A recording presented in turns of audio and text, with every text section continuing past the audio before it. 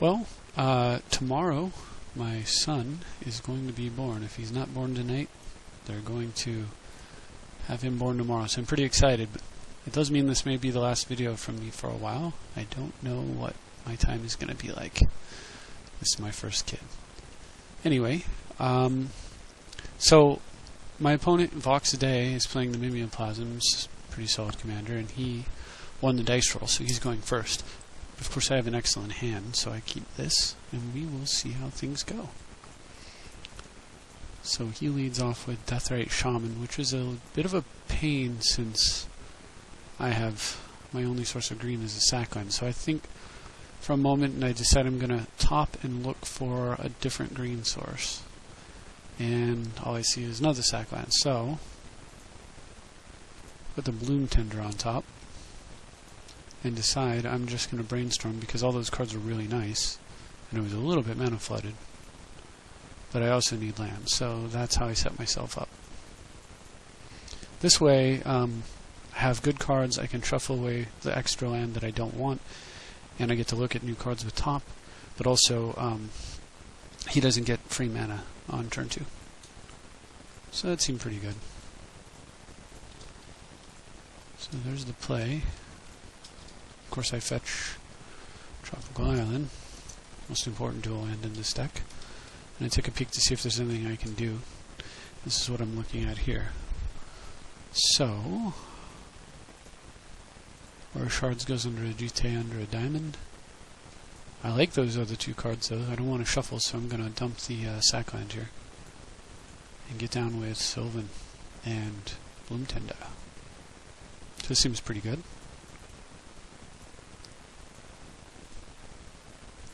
And of course he takes my mana and is able to play Grave Pact. So I don't know if he's got sacrifice creatures and tricks or what, but of course I don't want him having a Grave Pact. It is fairly easy to offset with Queen, but early game it could be an annoyance. So since I have those shards there, I'm not too worried about it. So I just pay life. Playing dead anyway. Trying to figure out how I'm going to get shards, and how I'm going to spend my mana best this turn. So I figure I'll go ahead and minimize that. The best trick I decide is play the shards, tap the Bloom for 1, and then I was going to play Garruk and Draga, and I realized, oops, I already used my green. He doesn't give me green, so I just get down with Draga and GTA and top. So I still managed to spend all my mana in the turn, which is always nice. So what are we looking at? It's my turn 3. And here's where it gets interesting. So I figured, basically, I've got the game won. But look at that, Bribery. And if you've watched any of these other videos, you know exactly what's coming. Terastadon. 4. Boom, boom, boom. No library, no shards, and no GTA. So, while not completely destroying me, it's definitely neutered the craziness. Brought it down to some levels of sanity. So, we'll have to continue and see what happens. Fortunately, though, I've got this top. And top is just so good in this deck.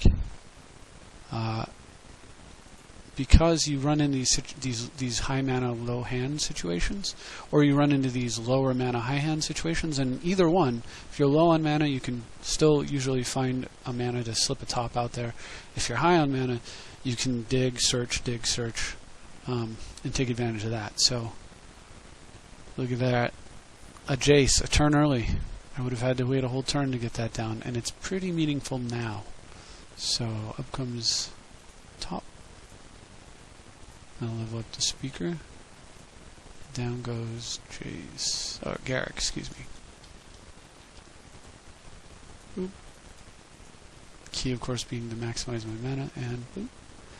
Since I now have a green and a blue with Bloom Tender, I swing with 2 elephants, leaving 1 back to block, and level up Draga Tree Speaker.